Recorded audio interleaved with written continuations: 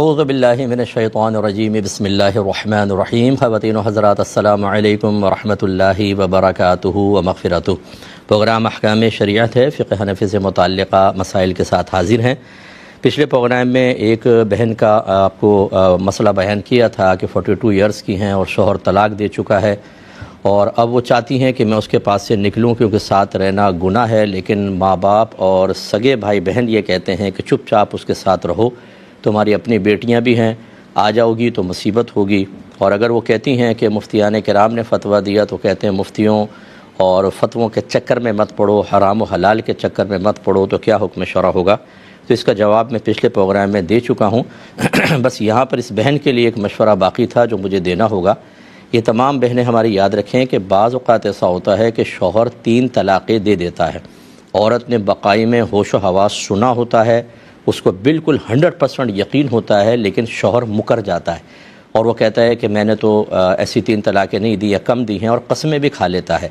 ایسی صورت میں ظاہر شرع کے مطابق شوہر کے حق میں فیصلہ ہوتا ہے، کیونکہ اولاً لڑکی سے کہا جائے گا آپ گواہ پیش کریں، اگر وہ کہتی ہے میرے پاس گواہ نہیں ہیں تو شوہر سے کہا جاتا ہے کہ آپ قسم کھائیں کہ آپ نے 3 طلاقیں نہیں دیں۔ اگر وہ قسم کھا لیتا ہے تو ظاہر شرع کے مطابق اس کے حق میں فیصلہ ہوگا، کیونکہ مفتیان کرام کسی کے باطن کو نہیں جانتے۔ ہمارے نبی کریم صلی اللہ علیہ وسلم نے بھی ظاہر کا اعتبار کر کے ہی فیصلہ فرمایا ہے۔ تو اب ایسی صورت میں اس عورت کو حکم ہوگا آپ ساتھ رہ سکتی ہیں، کیونکہ ظاہر شرع اس کے ساتھ ہے۔ لیکن جب لڑکی یہ سمجھتی ہے کہ اس نے 3 طلاقیں دیں اور جھوٹ بول رہا ہے یا واقعی بھول گیا، فرض کر لو بھول گیا ہے لیکن مجھے اچھی طریقے سے یاد ہے، تو علماء نے فرمایا کہ پھر وہ عورت جس طرح ہو سکے اس شخص سے اپنے آپ کو بچائے۔ اس میں چاہے تو کورٹ سے خلا لے لے، اس صورت میں فسخ نکاح کرے اور اپنے آپ جان چھوڑائے، یا اگر اس کے پر بھی قادر نہیں ہے تو وہ گھر میں اگر رہتی ہے تو بالکل اس کا سامنا نہ ہونے دے، اس کو کمرے میں نہ آنے دے، اسے قریب نہ آنے دے، جس طرح ہو سکے وہ اپنی عزت کی حفاظت کرے۔ کیونکہ یاد رکھے کہ 3 طلاق کے بعد اگر دوبارہ عورت کسی اور سے نکاح کر کے جو پروسیس ہے جس کو حلالہ کا پروسیس کہتے ہیں وہ شوہر کے پاس واپس نہ آئے تو شوہر اس کے لیے مثل اجنبی کے ہو جاتا ہے، جیسے پڑوس کا کوئی آدمی آ کے گھر میں رہنے لگا، اور یقینی سی بات ہے کہ عورت کو اس سے اپنے آپ کو بچانا ہوگا۔ ہماری دعا ہے کہ ہماری بہن کو اللہ تعالیٰ کوئی ایسی موقع دے دے، ایسی کوئی جاب وغیرہ دے دے کہ آپ اپنا کرایہ کا گھر لے کر وہاں بچوں کے ساتھ شفٹ ہو جائیں، اس شخص کو چھوڑ دیں یا بچے ادھر حوالے کریں، فی الحال کرایہ کے گھر میں چلی جائیں اور پھر سروائیو کر کے کوشش کریں کہ آپ آگے بڑھیں۔ لیکن بہرحال ابھی آپ کا اس کے ساتھ مجبوراً رہنا ہو سکتا ہے اللہ تعالیٰ آپ پہ درگزر فرمائے، آپ سے درگزر فرمائے، لیکن اسے قریب نہیں آنے دیجیے گا، جس طرح ہو سکے اس سے دور رہیں۔ کسی نے پوچھا تھا کہ اللہ تبارک و تعالیٰ شکل و صورت سے پاک و صاف ہے، لیکن سنا ہے کہ بروز قیامت اس کا دیدار بھی ہوگا، اور سنا ہے کہ عرش زمین پر آ جائے گا اور اللہ تعالیٰ عرش کے اوپر جلوہ افروز ہوگا، اس کی کرسی بھی ہوگی اور اللہ کی پنڈلی بھی ظاہر ہوگی، جس کو دیکھ کے نمازی سب سجدے میں گر جائیں گے، اور جنہوں نے سجدہ نہیں کیا تھا وہ اکڑ کے رہیں گے، وہ سجدے پہ قادر نہیں ہوں گے۔ تو کیا مسئلہ ہے؟ دیکھیں، اللہ تبارک و تعالیٰ نے ایک آیت میں یہ سارا مسئلہ حل فرمایا، لیسا کمثلہ شیء، اللہ تبارک و تعالیٰ کی مثل کوئی شے نہیں ہے، لہٰذا ہماری شکل و صورت ہے، ہم جسم رکھتے ہیں، اللہ تعالیٰ اس سے پاک و صاف ہے، نوار ذات سے۔ ہم ایک جگہ پر نظر آ سکتے ہیں، اللہ تبارک و تعالیٰ جگہ سے اور ڈائریکشن سے پاک و صاف ہے۔ میں آپ کے فرنٹ پر ہوں گا، کسی کے دائیں، کسی کے بائیں، کسی سے نیچے، کسی کے اوپر ہوں گا، تو یہ 6 ڈائریکشنز ہماری ہوتی ہیں، لیکن اللہ تبارک و تعالیٰ کے لیے ڈائریکشنز بھی ثابت نہیں، کیونکہ یہ بھی مخلوق ہیں اور اللہ تعالیٰ اس سے پہلے بھی تھا، تو اس کے لیے کوئی ڈائریکشنز نہیں ہوتی ہیں۔ باقی عرش پر جلوہ افروز ہونے کا جو مسئلہ ہے وہ ایسا نہیں ہے کہ جیسے میں اور آپ کسی کرسی یا تخت کے اوپر بیٹھ جائیں، بلکہ اللہ تعالیٰ اپنی شان کے لائق اس کی طرف توجہ فرماتا ہے۔ کرسی سے مراد عین وہ کرسی نہیں ہے، بلکہ اس کو سلطنت کہا ہے، اللہ تبارک و تعالیٰ کی حکومت سے اس کو تعبیر کیا ہے، اور پنڈلی سے مراد اللہ تبارک و تعالیٰ کی طرف سے قائم کردہ شدت سے اس کی تعبیر کی گئی ہے۔ تو جو قرآن و حدیث میں اللہ تبارک و تعالیٰ کے لیے ظاہری الفاظ آتے ہیں، ان کے معانی مثل انسان کے یا انسانی عوارضات کے مطابق لینے سے آپ کا اعتقاد اور عقیدہ خراب ہوگا۔ ہمیشہ جو ہمارے اکابرین نے اس کی تفاسیر بیان فرمائی اور ان میں تعویلات کی ہیں، لیسا کمثلہ شیء کی روشنی میں، تو وہ وہی ہیں جو میں نے آپ کی خدمت میں ذکر کی۔ اللہ کا دیدار ہوگا، لیکن وہ سمت سے پاک و صاف ہوگا، وہ شکل و صورت سے پاک و صاف ہوگا، اور ہزارہا پردوں میں ہوگا، کیونکہ اللہ تبارک و تعالیٰ کی تجلی کوہ طور برداشت نہیں کر سکا، وہ بھی ہزاروں پردوں میں اللہ نے تجلی فرمائی تھی، پہاڑ ریزہ ریزہ ہو گیا، تو آپ اور میں انسان کیسے برداشت کریں گے؟ لیکن کس طریقے سے ہوگا اس کی کیفیت کو ابھی کوئی نہیں بیان کر سکتا۔ ہمارے علماء نے فرمایا کہ جب دیکھیں گے تو پھر آپ کو بتا دیں گے، لیکن یہ حق ہے، نبی کریم نے فرمایا تم بروز قیامت اپنے رب کو بالکل ایسے دیکھو گے جیسے دن کے اندر اگر سورج نکلا ہو اور آسمان پر بادل نہ ہو، سورج چمک رہا ہو جیسے تم سورج کو دیکھتے ہو، اور جیسے 14ویں کے چاند کو تم آسمان پہ چمکتا ہوا دیکھتے ہو جبکہ کوئی بادل وغیرہ نہ ہو، ایسے ہی بالکل کلیئر صاف اپنے رب کو انشاءاللہ عز و جل اسی کی عطا سے، اسی کے کرم سے، اس کی شان کے لائق ہم دیکھنے پر قادر ہوں گے۔ کسی نے ایک پوسٹ بھیجی اور کہا کہ مصعب ان جہلاء کو بھی جواب دے دیں، تو میں نے شامل کر لی، بہرحال کوئی نتیجہ تو نکلنا نہیں ہے۔ اس نے لکھا تھا کہ جب آپ دوسرے جانوروں کو نمک مرچ لگا کر کھانے سے باز نہیں آتے تو وہ آپ کا قبر میں کیسے لحاظ کریں گے؟ تو پہلی بات یہ کہ جہالت کی بات ہے، کیڑوں کو پتہ ہے کہ ہم ان کو کھا رہے ہیں، اور ان کے بھائیوں کے اندر ہے کہ ہمارے بھائیوں کو مرچ مسالہ لگا کے کھایا تو ہم بھی مردے کو کھا لیں۔ یہ کیڑے جو ہوتے ہیں اللہ تبارک و تعالیٰ کی طرف سے ہی مسلط ہو سکتے ہیں، اللہ تعالیٰ چاہے تو کوئی کیڑا قریب نہ آئے۔ حضرت عزیر علیہ السلام کا واقعہ قرآن میں پڑھ لیں، 100 سال تک اللہ تعالیٰ نے آپ کو وفات دی تھی، یا کہتے ہیں کہ سلا دیا، اور 100 سال کے بعد جب آپ جاگے تو آپ کی کھجور اور انگور کا شیرہ بالکل تازہ پڑا ہوا تھا، جبکہ آپ کا گدھا 100 سال میں گل سڑ کے بالکل ریزہ ریزہ ہو گیا تھا۔ تو اللہ تعالیٰ نے دونوں چیزیں دکھائیں کہ یہ عادت کے مطابق 100 سال گزرنے پر یہ حال ہوتا ہے، لیکن اللہ چاہے تو شیرے اور کھجور سے بیکٹیریاز اور دیگر چیزوں کو دور رکھ کر انہیں 100 سال تک تر و تازہ رکھے۔ یہی جسموں کا حال ہوتا ہے۔ انبیاء علیہ السلام کے اجسام بالکل محفوظ ہوتے ہیں، اسی طرح بعض احادیث میں اشارہ ہے شہداء کے اجسام کی طرف، حفاظ علماء کے اجسام کی طرف، لیکن یہ کوئی مطلب شرعی کوئی وہ نہیں ہے کہ ایک ضابطہ قاعدہ ہے۔ کسی اگر عالم کا جسم آپ نے اس طرح دیکھ لیا کہ وہ جسم جیسے قبر کے اندر اپنے تغیر کی طرف آتا ہے، تو اس کا مطلب یہ نہیں ہے کہ وہ کوئی بہت بڑے عالم نہیں تھے یا خدا نخواستہ کوئی ان پر عذاب ہے، وہ تو ایک نارمل سی چیز ہے۔ ہاں اللہ محفوظ رکھنا چاہے تو بالکل کر سکتا ہے، تو یہ تو ایسی بیہودہ سی اور بیکار سی بات ہے۔ پھر اس نے آگے کہا کہ آپ 5 وقت کے نمازی ہوں یا 5 وقت کے شرابی، قبر کے کیڑوں کو اس سے کوئی فرق نہیں پڑتا، وہ سب کھانا جانتے ہیں۔ تو بہرحال جو نمازی ہے اللہ تعالیٰ اس کو محفوظ رکھنا چاہے تو ٹھیک، لیکن بس میں نے اس لیے شامل کیا جو ایسے میرے بھائی اس طرح کی باتیں لکھ کر تھوڑی سی اٹریکشن پیدا کر دیتے ہیں، کیونکہ جب کوئی پڑھتا ہے تو ذرا ہنس پڑتا ہے، تھوڑا سا طبیعت چینج ہو جاتی ہے، تھوڑا سا مائنڈ پہ سکون سا بعض اوقات بعض لوگ محسوس کرتے ہیں، ہم تو نہیں کرتے، تو اس طرح کے چٹکلے چھوڑ دیے جاتے ہیں۔ لیکن یہ چٹکلے جو آپ چھوڑ رہے ہیں اس میں بعض اوقات ایسا ہو سکتا ہے کہ آپ ایسی خلاف شرع بات لکھ دیں کہ وہ آپ کے ایمان کے اوپر حملہ ہو جائے، اس لیے احتیاط فرمائیں۔ کالر میرے ساتھ ہیں، کال لیتے ہیں۔ السلام علیکم۔ وعلیکم السلام جی بھائی جان، ورحمۃ اللہ وبرکاتہ۔ جی فرمائیے۔ جی مجھ سے میرا پہلا سوال یہ تھا کہ قرآن میں سورۃ التوبہ کے شروع میں بسم اللہ نہیں لکھی ہوئی، ایک تو اس کی وجہ معلوم کرنی تھی، اور اگر کوئی پڑھنا چاہے تو کیا وہ پڑھ سکتا ہے؟ اور دوسرا کوشچن یہ تھا کہ اگر راستے میں کسی کے کوئی گری ہوئی چیز مل جائے یا پیسے مل جائے تو اٹھانے والے پر کیا احکامات جو ہیں وہ لاگو ہوتے ہیں، اور کس صورت میں اٹھانے والا اپنے لیے جو ہے وہ اس کو یوز کر سکتا ہے؟ اور لاسٹ کوسچن یہ تھا مجھ صاحب، میں نے نا آپ کی کتاب میں پڑھا ہے کہ قربانی کا جانور جو ہے جو ہم دیتے ہیں، اگر اس کا بچہ پیدا ہو جائے تو اس کو بھی جو ہے وہ ساتھ ذبح کیا جائے۔ تو مجھ صاحب اگر کوئی اس لیے ذبح نہ کرے کہ بھئی وہ بچہ ہے کہ ترس آ رہا ہو، تو پھر اس کا کیا حکم ہے؟ اگر کوئی کر بھی دے تو کیا پھر اس کا گوشت جو ہے وہ کھایا جا سکتا ہے؟ اور جی بس بہت شکریہ۔ جی میں عرض کرتا ہوں، ایک اور کالر ہیں۔ السلام علیکم۔ وعلیکم السلام۔ جی فرمائیے، بولیے، آپ کی آواز آ رہی ہے۔ جی میرے 3 سوال ہیں مفتی صاحب۔ ایک یہ ہے کہ جو ہم نے پہلی نا ٹھیکے پہ لی ہوئی ہے تو اس کا عشر نکالیں گے، وہ ٹھیکہ نکال کے خرچہ نکال کے اس رقم سے نکالیں گے یا سارے کے پہ؟ ٹھیک ہے۔ تو دوسرا سوال یہ ہے کہ میرے سسر کی ڈیتھ ہو گئی تھی، ان کی جو وراثت تھی نا تو وہ ان کی بیٹیوں نے نا اپنے بھائیوں کے نام کر دی تھی، تو اب دوبارہ حصہ مانگ رہی ہیں، تو میرے میاں کہتے ہیں میں نے دینا ہے، تو جو میرے جیٹھ ہے نا وہ کہتے ہیں میں نے نہیں دینا، تو وہ کہتے ہیں اب ہمارے نام ہو گئی ہے تو اب آپ کچھ نہیں کر سکتے، کیا وہ لے سکتی ہیں؟ ٹھیک ہے۔ اور تیسرا سوال یہ ہے کہ میں بیٹھ کے نماز پڑھ سکتی ہوں کہ اگر زیادہ مجبوری ہو تو میں صرف فرض اور وتر پڑھ لیتی ہوں، تو کیا یہ صحیح ہے؟ مطلب آپ کی کیا مجبوری ہے کہ آپ بیٹھ کے پڑھتی ہیں؟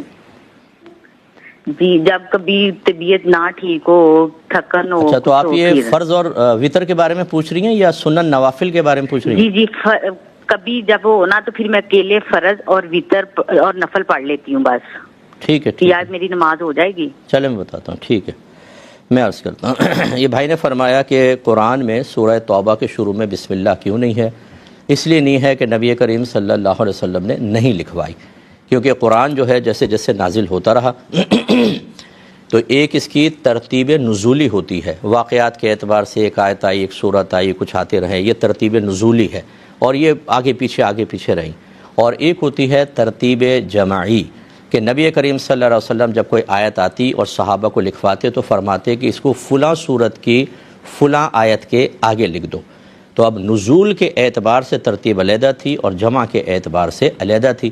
تو جب سورہ توبہ کا آغاز ہوا تو نبی کریم صلی اللہ علیہ وسلم نے اس سے پہلے بسم اللہ شریف نہیں لکھوائی، تو اس لیے نہیں ہے. اب یہ کہ ہم پڑھیں کہ نہ پڑھیں، اس میں دو چیزیں ہوتی ہیں. اگر تو آپ پیچھے سے پڑھتے چلے آ رہے ہیں تو پھر بسم اللہ نہیں پڑھیں گے، بلکہ کنٹینیوسلی آپ بغیر بسم اللہ کے آگے چلیں گے جیسے کہ لکھا ہوا ہے. لیکن اگر کوئی سورہ توبہ سے ہی آغاز کر رہا ہے اپنی تلاوت کا تو پھر علماء نے فرمایا کہ بسم اللہ الرحمن الرحیم پڑھنے میں کوئی حرج نہیں ہے، کیونکہ نبی کریم نے فرمایا کہ کل امر ذی بال ذی شان یا ذی بال لم یبدا بسم اللہ فہو ابتر، کہ ہر وہ ذی شان کام جو بسم اللہ سے شروع نہ کیا جائے وہ بے برکت رہتا ہے. تو اس لیے یہ تو نہیں ہے کہ قرآن پڑھنا مطلقاً بے برکتی ہوگی، لیکن بہرحال جو عظیم برکت بسم اللہ کے ساتھ حاصل ہوگی شاید اس سے محرومی ہو جائے. تو اس لیے سورۃ توبہ جب شروع کریں تو بسم اللہ کے ساتھ شروع کریں، اس میں کوئی گناہ وغیرہ کا پہلو نہیں ہے. دوسرا آپ نے پوچھا، دیکھیں جو گری پڑی چیزیں ہوتی ہیں، اگر آپ کا غالب گمان یہ ہے کہ کسی مسلمان کی ہے، یہ میں نے اس لیے کہا کہ باہر کے ملکوں میں بھی چیز مل جاتی ہے، اگر کسی مسلمان کی چیز ہے تو سمجھ لیجئے کہ یہ مسلمان بھائی کی ہے، آپ کی نہیں ہو گئی. یہ نہ آپ کی کوئی غیبی مدد ہے، نہ آپ کی کوئی نیکی اللہ کے کام آ گئی، اس کا کوئی بدلہ ہے. اب یہ اس چیز کو اپنی ملکیت بنانے کی نیت سے اٹھائیں گے تو حرام اور گناہ کبیرہ ہے، کیونکہ یہ مسلمان بھائی کا مال ہے، اس کی امانت ہے، اور آپ اگر اپنے ملک میں کرنے کی نیت سے اٹھائیں گے تو گویا کہ آپ چوری کر رہے ہیں یا خیانت کر رہے ہیں یا غصب کر رہے ہیں، اور یہ سب حرام ہوتا ہے. ہاں اگر آپ کی نیت یہ ہے کہ چلے میں اٹھا لیتا ہوں اور بھائی کو تلاش کروں گا، مل جائے گا تو ٹھیک، تو پھر یہ احسن صورت ہے، آپ اٹھا لیں. اٹھانے کے بعد وہاں کے جو معروف طریقے ہیں اعلان کرنے کے وہ کریں. جیسے بعض اوقات مساجد میں اعلان ہوتا ہے، بعض اوقات مارکیٹ میں ملتا ہے تو مارکیٹ کے لوگوں کو کہہ دیا جاتا ہے یا کوئی شیٹ وغیرہ لگا دی جاتی ہے کہ بھئی یہاں ایک چیز ملی ہے، کسی کی ہو تو نشانی بتا کر لے جائے، اور یا پھر کوئی اور اعلان کے طریقے ہوں وہ تھوڑے بہت کریں. اس وقت تک جب تک آپ کو یقین حاصل ہو جائے کہ اس چیز کا مالک اس کی تلاش سے مایوس ہو چکا ہے، اور یہ مال کی مالیت کے اعتبار سے مختلف ہوگا. 50 روپے ملیں گے، کون کتنا تلاش کرے گا، لیکن 50,000 اگر آپ کو ملے زیادہ دیر تک وہ تلاش کر رہا ہوگا، اور اگر سونے کا سیٹ ملے گا تو بہت زیادہ دن تک تلاش کرنا ہوگا. غرض ہے کہ یہ آپ پر ہے کہ آپ اچھی طرح غور کریں کہ یہ تلاش سے مایوس ہو چکا ہے. اگر یقین حاصل ہو جائے پھر یہ دیکھتے ہیں خود غریب ہیں تو خود رکھ لیں، ورنہ اس نامعلوم مالک کی طرف سے صدقہ کر دیا جائے. یہ تھوڑا سے میں نے عرض کیا، اور بھی مسائل ہے لیکن اتنا ہی جاننا کافی ہے.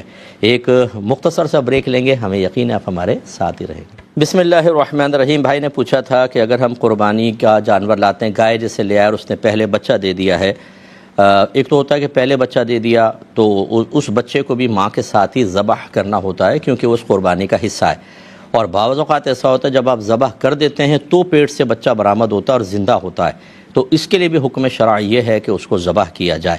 اب یہ کہتے ہیں کہ اگر ترس آئے کسی کو تو دیکھیں یہ تو ایک فطری تقاضا ہے کہ ترس آتا ہے، لیکن اللہ تبارک و تعالیٰ اور اس کے رسول کریم صلی اللہ علیہ وسلم نے شرعی احکام کا ایک ضابطہ قاعدہ قرآن پاک میں اس طرح بیان فرمایا کہ جب کسی شخص کو زانی وغیرہ کو کوڑے لگائیں تو تمہارے دل میں اس کے لیے بالکل رحم پیدا نہ ہو.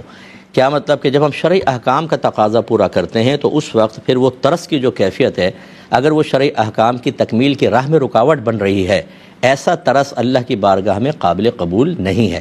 تھوڑا دل سخت کر کے اس کو ذبح کریں. اب اس کے بعد یہ کہ اس کو کھانے کو اگر دل نہیں چاہ رہا فرض کر لیں تو بہت سارے لوگ مانگنے کے لیے آتے ہیں، فقراء وغیرہ آتے ہیں، آپ ان کو دے سکتے ہیں، لیکن یہ نہیں کر سکتے کہ آپ اس کو ویسے ہی پھینک دیں حتیٰ کہ وہ مر جائے، کیونکہ یہ بہرحال اس میں گوشت ہوتا ہے، بہرحال یہ ایک نعمت کا اس میں ایک تصور موجود ہے. اس طرح پھینک دینے سے اللہ کی نعمت کا ضائع کرنا لازم آئے گا. آپ خود نہیں کھا رہے دوسرے کو دے دیں. اور اگر پہلے بچہ دے دیا ہے پھر تو کوئی مسئلہ ہی نہیں ہے, اسے تو آپ ذبح کر کے کھا سکتے ہیں, دل میں کراہت پیدا نہیں ہوتی. کراہت وہاں ہوتی ہے کہ جب پیٹ سے وہ نکلتا ہے, رحم ماں کے رحم سے نکلتا ہے. لیکن بہرحال آپ اس کا گوشت خود بھی کھا سکتے ہیں اور تقسیم کرنا چاہیں تو تقسیم بھی کر سکتے ہیں, لیکن ضائع نہیں کریں گے. ایک کالر ساتھ ہیں. السلام علیکم. وعلیکم السلام. جی بھائی جان. جی مفتی صاحب میرے 3 سوال ہیں. جی بولے.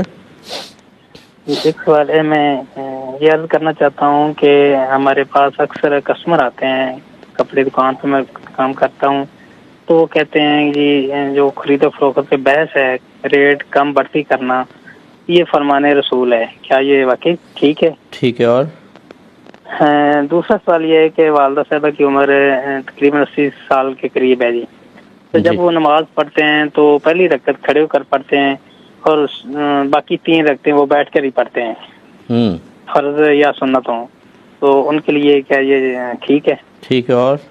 اور تیسرا سوال یہ ہے کہ والدہ صاحبہ نے ہمیں نصیحت کی ہوئی ہے کہ جب میری وفات ہو جائے تو مجھے رات کے وقت دفنانا ہے اور پوری رات میری قبر پہ قرآن پاک پڑھنا ہے. اچھا, رات میں کیوں؟ نصیحت کرنا ہمارے رات میں کیوں؟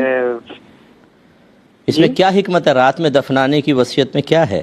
یہ سوچ ان کی کیا ہے پیچھے؟ رات کے وقت لے کے جانا ہے مجھے, دن کے وقت نہیں لے کے جانا. ارے بھائی کیوں؟ کچھ وجہ تو بتاتی ہوں گی نا وہ. بس یہ ان کی چلے میں پوچھا کیوں وہ. چلیں ٹھیک ہے, میں بتاتا ہوں, عرض کرتا ہوں انشاءاللہ. یہ خاتون نے کہا کہ ہم نے کچھ زمین وغیرہ ٹھیکے پر لی ہوئی ہے, تو اس سے جو پیداوار ہوتی ہے کیا اخراجات نکالنے کے بعد اس پیداوار پر عشر دینا ہوگا یا پہلے دینا ہوگا؟ دیکھیں صحیح مسئلہ یہ ہے کہ پہلے دینا ہوتا ہے. کل پیداوار پر عشر نکالتے ہیں, یعنی 10واں حصہ. یہ اس وقت ہوتا ہے کہ جب آپ قدرتی وسائل سے اس کو سیراب کر رہے ہوں, آپ کا خرچہ وغیرہ کچھ نہیں ہوتا, پانی بغیر کسی مشقت کے آپ کو حاصل ہوتا ہو. ایسی صورت میں کل پیداوار کا 10واں حصہ جس کو عشر کہتے ہیں آپ کو نکالنا ہوتا ہے. اور اگر آپ مشقت سے جیسے کنویں سے نکالتے ہیں یا پیسے دے کے پانی خریدتے ہیں تو پھر نصف عشر ہوتا ہے. لیکن یہ دونوں اخراجات نکالنے سے پہلے ہوتے ہیں, پہلے کل مال سے نکالا جائے گا, پھر اخراجات وغیرہ کا حساب دیکھا جائے گا. ایک کہتی ہیں کہ ہمارے سسر کا انتقال ہوا تو ان کی جو بھی وراثت تھی بہنوں نے بھائیوں کے لیے معاف کر دی کہ ہم نہیں لیں گے, بھائیوں نے آپس میں تقسیم کر لی. اب یہ بہنیں کہتی ہیں کہ ہمیں دیا جائے, تو میرے شوہر تو دینے پر راضی ہیں, لیکن میرے جیٹھ کہتے ہیں کہ جب تم نے پہلے منع کر دیا, ہم نے اپنے نام کروا لی, اب تمہیں اس میں سے کچھ نہیں ملے گا, کیا حکم شرع ہوگا؟ خلاصہ تو یہ ہے کہ بہنوں کو بالکل ملے گا. اس کی وجہ یہ ہے کہ وراثت کی تقسیم سے پہلے کوئی وارث بھی اپنا حصہ معاف نہیں کر سکتا, کیونکہ یاد رکھیں وراثت میں 2 طرح کے حقوق ہوتے ہیں, ایک اللہ کا حق ہوتا ہے, ایک وارثوں کا حق ہوتا ہے.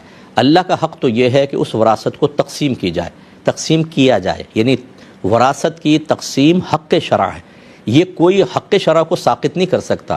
پھر جو مال بچتا ہے یعنی مال بنتا ہے وہ مال وارثوں کا ہوتا ہے. لہٰذا بہنوں نے چونکہ تقسیم سے قبل معاف کیا جن کا ان کو حق ہی حاصل نہیں تھا, تو لہٰذا یہ ابھی بھی اس مال کے اندر شریک ہیں اور یہ بعد میں مطالبہ بالکل کر سکتی ہیں. آپ کے شوہر تو دینے پر راضی ہیں, بہت اچھی بات ہے. جیٹھ کو بھی میری کلپ سنا دیں کہ پیسے کو چھوڑ دیں, سگی بہنیں ہیں نا, انہوں نے دل بڑا کر کے آپ کو دیا تھا نا, اتنا تو آپ مانیں گے. تو کم از کم اب اگر وہ اپنا حصہ مان رہی ہیں تو مانگ رہی ہیں, تو آپ اتنا بھی بڑا دل نہیں کر سکتے جتنا آپ کی بہنوں نے دل بڑا کیا تھا. آپ کا دل ان سے بھی چھوٹا ہو گیا, ان کو دے دیں ان کا حصہ کہ چلیں ٹھیک ہے. اب اکڑنے کا مطلب کیا ہے؟ یعنی کسی کا احسان تو لے لیں, لیکن جب اس کی امانت دینے کی باری آئے تو آپ پکڑ کر کہیں کہ اب ہم نہیں دیں گے, یہ چیز صحیح نہیں ہے. یہ سنا دیں جیٹھ صاحب کو, اور آپ ناراض بھی نہ ہو اگر جیٹھ صاحب ہمیں بعد میں یہ سن رہے ہوں, بالکل بڑا دل کر کے دے دیجیے, اللہ تعالیٰ آپ کو انشاءاللہ بہت برکت دے گا. اور یہ آئندہ کے لیے یاد رکھیں, یہ جو بہنیں ہیں نا پہلے بڑے فراغ دلی کے ساتھ ہاں اپنے بھائیوں کے لیے ہم سب معاف کر رہے ہیں, پھر دل چھوٹے چھوٹے ہو جاتے ہیں, لڑائی جھگڑا فتنہ فساد شروع ہو جاتا ہے. تو آپ پہلے ہی شریعت پر کیوں نہیں چلتے ہیں؟ تو یاد رکھیں اگر کوئی بہن اپنا حصہ معاف بھی کرنا چاہے, پہلے اس کا حصہ نکال کر اس کو دے دیں اور کہیں کہ معاف کرنا ہے اب دے دو, اب تحفتاً دے دو. اور مجھے یقین ہے اگر 10 لاکھ بہن کا حصہ بن رہا ہوگا نا, پہلے وہ کہہ دے گی معاف ہے, لیکن 10 لاکھ کی 10 گڈیاں آپ یہاں پر رکھ دیں, اس کے بعد اس کی نیت بدلتے ہوئے آپ دیکھ لیجئے گا 2-4 لاکھ تو رکھ ہی لے گی, کہے گی باقی آپ لے لیں. تو یہ پہلے دینا چاہیے, پھر اس کے بعد وہ دینا چاہیں تو ایک الگ مسئلہ ہے. خاتون نے فرمایا کہ میں بعض اوقات فرض وتر وغیرہ کھڑے ہو کر پڑھ لیتی ہوں, اور نوافل وغیرہ جب ہمت ہوتی ہے اور صرف اتنا ہی پڑھ لیتی ہوں کیا کافی ہے؟ پہلی بات تو یہ کہ اگر آپ تھکی ہوئی ہیں، ٹائرڈ ہیں، کوئی اور مسئلہ ہے تو فرض، واجب اور سنت مؤکدہ بس یہ آپ پورا کر لیں، باقی سب کو آپ چھوڑنا چاہیں سنت غیر مؤکدہ نوافل چھوڑ سکتی ہیں۔ دوسری بات یہ کہ فرض اور وتر یہ بیٹھ کر نہیں ہوتے ہیں، یہ کھڑے ہو کر ہوں گے، ان کو کھڑے ہو کر پڑھ لیں۔ باقی سنن نوافل اگر آپ بیٹھ کے پڑھنا چاہیں تو اس میں کوئی حرج نہیں ہے، لیکن اگر آپ اتنی مطلب تکلیف میں ہیں کہ کھڑے ہو کر بھی پڑھیں گی تو بہت شدید تکلیف ہوگی، تو اس میں اصول ایک تو یہ ہوتا ہے اگر آپ آرام سے سجدہ زمین پہ کر سکتی ہیں تو قیام آپ سے ساقط نہیں ہوگا، کھڑا تو ہونا ہوگا۔ لیکن اگر آپ کھڑے ہونے سے محسوس کرتی ہیں بہت تکلیف ہے تو صرف تکبیر تحریمہ چاہے کھڑے ہو کر لگا لیں، باقی نماز بیٹھ کر یا کرسی کے اوپر پڑھ سکتی ہیں آپ، کیونکہ آپ سجدے پہ قادر ہیں، قیام آپ سے ساقط نہیں ہوگا، لیکن قیام میں تکلیف ہے تو جتنا ہو سکتا ہے کر لیں۔ اور اگر آپ سجدہ ہی نہیں کر سکتی، مثلا سر میں زخم ہے یا گھٹنوں میں اتنا شدید پین ہوتا ہے کہ زمین پر رکھیں تو مسائل پیدا ہوتے ہیں، تو پھر تو آپ سے قیام ویسی ساقط ہے، آپ ساری نماز بیٹھ کر بھی اشاروں کے ساتھ پڑھ سکتی ہیں۔ 2-3 دفعہ میرا یہ میں اگر ہو سکے یوٹیوب کے اوپر یہ جواب سن لیں تو آپ کو سب چیزیں کلیئر محسوس ہوں گی۔ یہ بھائی کہتے ہیں کہ کوئی دکان چلاتے ہیں، کسٹمر آتے ہیں تو بعض اوقات وہ یہ کہتے ہیں کہ نبی کریم صلی اللہ علیہ وسلم نے خرید و فروخت میں بارگیننگ کو کہا ہے کہ کرو، یعنی کمی بیشی کرواؤ، کیا یہ صحیح ہے؟ ایسا کوئی فرمان عالی شان نہیں ہے۔ نبی کریم صلی اللہ علیہ وسلم نے تو بعض اوقات جو کہا فوراً قبول کر کے بلکہ اس سے زیادہ عطا فرما دیا، تو اس طرح کا کوئی فرمان نہیں ہے۔ لیکن ہاں، امام حسن اور حسین رضی اللہ تعالی عنہما کی طرف یہ منسوب ہے کہ آپ بارگیننگ کیا کرتے تھے اور اس کو سنت بعض اوقات قرار دیتے تھے اور کہتے تھے کہ یہ ایسا ہونا چاہیے، اور بعض اوقات بارگیننگ کر کے جو چیز سیٹ ہوتی ہے اس سے کہیں زیادہ پیسے دے دیا کرتے تھے۔ تو یہ کمی بیشی کروانا منع بھی نہیں ہے، لیکن کوئی نبی کریم نے اس کو لازم قرار نہیں دیا ہے، ایسی کوئی حدیث ہماری نظر سے نہیں گزری۔ یہ کہتے ہیں ان کی والدہ غالباً 80 سال کی ہیں، والد یا والدہ، میرے خیال میں والدہ کا یہ ذکر کیا ہے، 80 سال کی ہیں، تو وہ پہلی رکعت تو کھڑے ہو کے پڑھتی ہیں اور باقی 3 رکعتیں بیٹھ کے پڑھتی ہیں، کیا حکم شرع ہے؟ تو میرے پچھلے جواب کے تناظر میں اگر دیکھا جائے تو والدہ سے معلوم کریں، اگر واقعی وہ پہلی رکعت کی بس ہمت رکھتی ہیں، اس کے بعد پین شروع ہو جاتا ہے، ٹانگیں کانپنے لگ جاتی ہیں کیونکہ ایج زیادہ ہے اور جسم جو ہے وہ ٹانگیں جو ہیں جسم کا وزن اٹھانے سے قاصر ہوتی ہیں، تو بالکل وہ پہلی رکعت کھڑے ہو کر پڑھ لیں، باقی رکعتیں بیٹھ کے پڑھ سکتی ہیں، ان کے ساتھ صحیح شرعی عذر ہے۔ اور اگر ایسا نہیں ہے تو پھر نہیں پڑھ سکتے، اگر عذر نہ ہو تو ٹھیک ہے، لیکن مجھے لگتا ہے 80 سال کی ہیں، عذر ہے۔ ان کی والدہ نے وصیت کی ہے مجھے رات میں دفنانا۔ اب ہو سکتا ہے کہ وہ بی بی فاطمہ رضی اللہ تعالی عنہا کی سنت ادا کرنا چاہ رہی ہوں، کہ بی بی فاطمہ سے منقول ہے ایک روایت میں کہ آپ نے فرمایا مجھے رات میں دفنایا جائے تاکہ میرے جنازے پر بھی کسی نامحرم کی نگاہ نہ پڑے۔ تو ہو سکتا ہے وہ اس سنت کو یا اس بی بی فاطمہ رضی اللہ تعالی عنہا کے اظہار حیا کو اختیار کرنا چاہ رہی ہوں، تو ٹھیک ہے، کرنے میں کوئی حرج بھی نہیں ہے، رات میں کر سکتے ہیں۔ لیکن مسئلہ کیا ہے، اگر دن کے اندر جنازہ تیار ہو گیا، ان کا انتقال فجر میں ہو، تو کیا رات کے تک انتظار کریں گے، اس جنازے کو رکھیں گے؟ یہ بالکل ٹھیک نہیں ہے۔ ایسی صورت میں یہ وصیت پوری نہ کیجیے گا، اور اس وصیت کو پورا کرنے میں خود والدہ کا نقصان ہے، ان کو فوت ہونے کے بعد احساس ہوگا کہ میں نے غلط وصیت کر لی۔ ہاں، اگر رات میں انتقال ہو تو ٹھیک ہے، پھر تو رات میں ہو جائے گا۔ تو دن میں اگر ہے تو سرکار نے فرمایا جب کسی کی وفات ہو اس کو دفنانے میں جلدی کرو، تو پھر تاخیر بالکل نہ کیجیے گا۔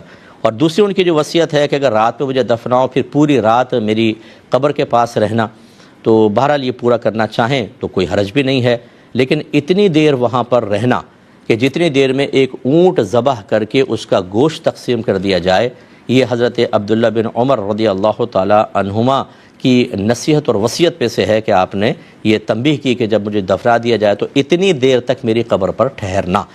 تو یہ اس زمانے میں اونٹ ذبح کرنا فوراً کرتے تھے اور بڑے بڑے پارچے تقسیم کرتے تھے، کوئی بوٹی بنا کے نہیں کرتے تھے کہ آپ سمجھے کہ 4-5 گھنٹے لگیں گے، یعنی 1-2 گھنٹے مردے کے پاس وہاں پر رہنا چاہیے۔ وجہ اس کی یہ ہے کہ وہ ایک نئے ماحول میں جاتا ہے، وحشت ہوتی ہے، اگرچہ وہ مر چکا ہے لیکن اس کے ابھی بھی زندہ ہوتے ہیں، وہ محسوس کرتا ہے، لوگوں کو رونا محسوس کرتا ہے۔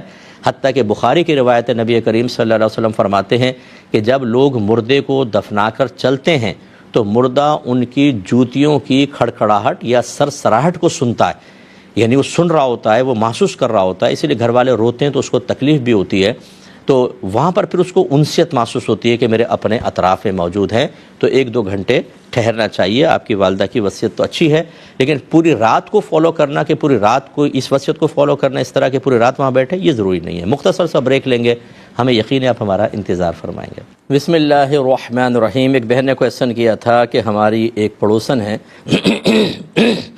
جن کی تقریباً عمر 85 سال ہے. ابھی ان کے شوہر کا انتقال ہو گیا اور اب وہ اکیلی رہ گئی ہیں. اب یہ کہتی ہیں کہ میری ساس کو ان پہ بڑا رحم آتا ہے کہ بیچاری اکیلی رہتی رہتی بور ہو گئی ہوگی، تو وہ ان کو ساتھ لے کے گھماتی ہیں. کبھی شاپنگ کرنے لے جاتی ہیں، کسی کی شادی میں جا رہی ہیں تو وہ ساتھ جا رہی ہیں، اور مختلف جگہوں پر ان کو گھماتی رہتی ہیں. تو یہ کہتی ہیں کہ میں نے اپنے گھر میں تو آنے سے منع کر دیا، بھئی میرے پاس نہ لایا کریں ان کو بار بار، تو کیا مجھ پر کچھ وبال ہوگا؟ اور کیا میری ساس پر واجب ہے کہ ان کی بوریت دور کرنے کے لیے ان کو ساتھ گھمایا جائے؟ دیکھیں، کوئی ساس پہ واجب نہیں ہے، اور بوریت دور کرنے کے لیے جو آپ کی ساس نے ایک طریقہ اختیار کیا، بہرحال اپنی عقل کے مطابق کیا، اس سے کوئی بوریت کوئی دور ہوتی ہے. پھر وہ رات میں جب چھوڑتی ہوں گی تو ساری رات وہ شوہر یاد آنا، پچھلی یادیں، یہ بوریتیں اس طرح ختم نہیں ہوتی کہ آپ ان کو دن میں تھوڑا مشغول کر دیں تو شاید اس کے اچھے، مثبت اور خوشگوار اثرات ساری بوریت کو ختم کر دیں گے. الا بذکر اللہ تطمئن القلوب. آپ کی ساس یہ کیوں نہیں کرتی کہ ان کو قرآن کے قریب لائیں، حدیث کے قریب لائیں، ان کو کہیں کہ آپ آن لائن کسی اچھی جگہ سے فرض علوم کورس کریں کہ 80 سال تو یہ 85 سال تو ویسے ہی آپ نے گزار لیے، کچھ دین سیکھ لیں. گھومنے پھرنے کا کیا فائدہ؟ نہ مجھے تو نہیں لگتا کہ پھر وہ نماز بھی پڑھتی ہوں گی، شاید پتہ نہیں آپ کی ساس بھی نماز پڑھتی ہیں کہ نہیں پڑھتی. اس طرح اگر آپ کی ساس انہیں گھما کر نمازوں کے اوقات میں ان کو ادھر ادھر لے جاتی ہیں اور تلقین نہیں کرتی، خود بھی گناہ گار وہ بھی گناہ گار ہو رہی ہیں. اس سے بہرحال کوئی یہ نہ تو یہ ترس واجب ہے اور نہ اس سے بوریت ختم ہونے کا کوئی امکان ہے.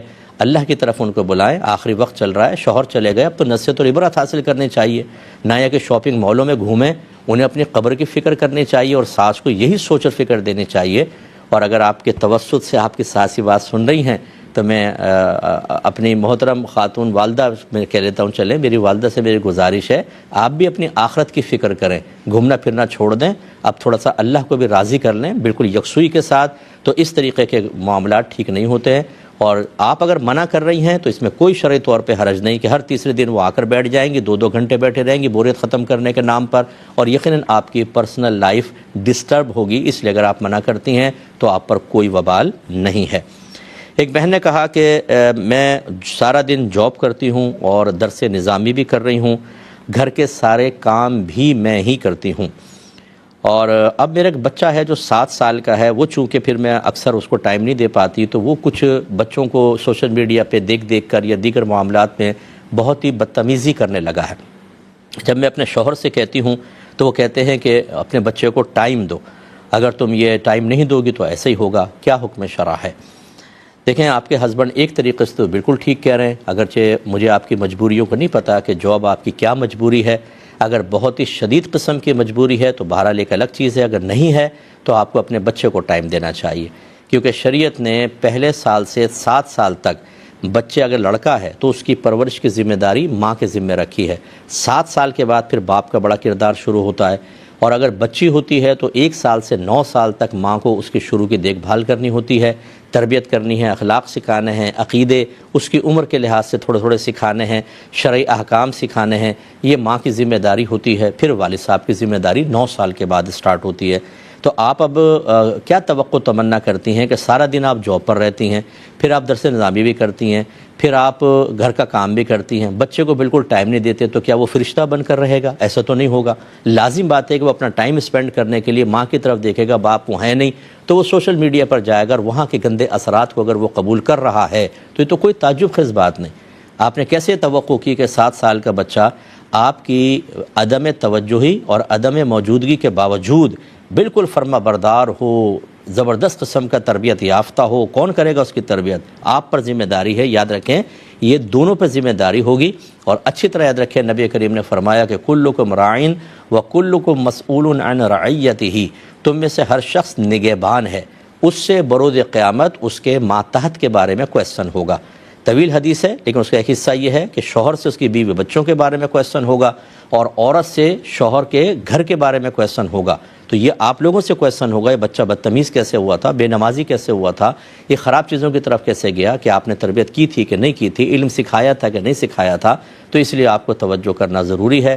بہن نے آخر میں کہا کہ مجھے بتائیں کہ میں کیسے اس کی تربیت کروں. تو بہن جی آپ جب موجود ہی نہیں ہوتی تو کیسے کریں گی آپ تربیت؟ جب آپ شام کو واپس آتی ہیں پھر درس نظامی کام سے اب تھک ہار جاتی ہیں، پھر تو آپ کو سونے کو ہی دل چاہتا ہوگا، تھوڑا بہت چمکار لیا، بچے کو پیار کر لیا، سر پہ ہاتھ پھیر لیا، کوئی گڈو کی کہانی سنا دی، اس کو پری کی کہانی سنا دی. یہ چیزوں سے تربیت کوئی ہوتی ہے؟ یہ تو ماں کو یہ انیشل اسٹیج ہے، اس پر آپ کو توجہ کرنی ہوگی. تو اپنے روٹین کو چینج کریں. درس نظامی کرنا کوئی آپ پہ فرض یا واجب نہیں ہے، بچے کی تربیت ضروری ہے. فرض علوم سیکھیں، پہلے بچے کی تربیت کریں، بچے کو بڑا کریں، پھر درس نظامی کی طرف آئیں. جاب پر دیکھیں، بہت شدید قسم کی ضرورت ہے، جاب چھوڑ دیں، اپنے بچے کی فکر کریں.